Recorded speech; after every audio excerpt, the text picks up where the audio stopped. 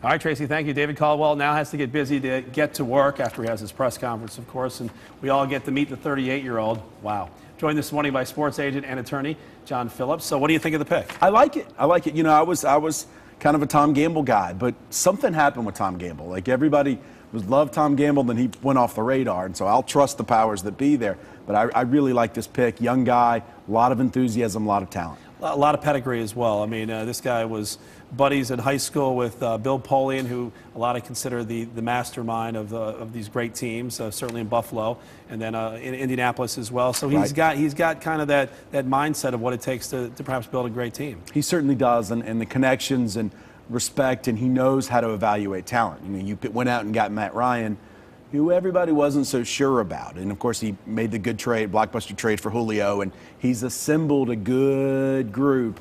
And I've dealt with him with, gosh, I had Matt Grothe a few years ago, and they called, and they kind of, nobody wants Matt Grothe. And so, but they were very professional about it, and it's been neat. They've been good to deal with. So what's the first order of business?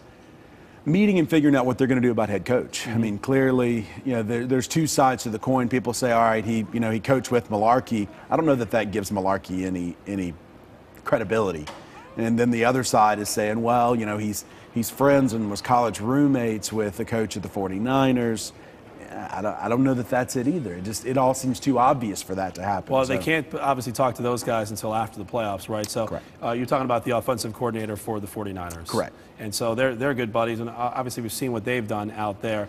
Can we make any logical assumptions from that? No, I mean, Greg Roman's a great coach, and he's highly wanted. To me, it just seems too obvious for somebody to go get their college roommate and pull in Alex Smith as quarterback. It all just seems a little bit too obvious that I don't think Shad Khan would say, all right, come on, college roommates, let's build a team. That's not how you start a franchise with that much nepotism.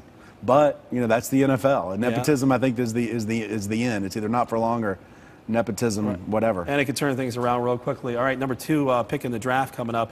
He's got to start doing his player evaluations. You've always been a big proponent of the fact that we don't have any SEC players really on the Jaguars. So can we use that number 2 pick to get the entire Alabama football team? I just got back from South Beach, and so excuse the bags under the eyes. But yeah, that's the thing. I mean, this offensive line at Alabama, draft them wherever you want.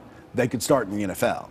And, DJ Fluker may be there in the second round for Alabama, and it would be a strong pick for the Jaguars. And so, that's it. You got to look at that second round at a possible quarterback, because I think there'll be some good ones there. First round, you take the best available or trade down. Absolutely. All right, John, well, thanks for sharing your thoughts on there. But you're excited about the pick, so I think we can all get excited. Absolutely. As well. Young guy, a lot of energy. Absolutely. Should be exciting. This new era is now ushered in with the Jacksonville Jaguars. Want to hear your thoughts as well? Send us a thought on our viewer voicemail line, 996-0453, or send us your comments on Facebook at fox30jax.com.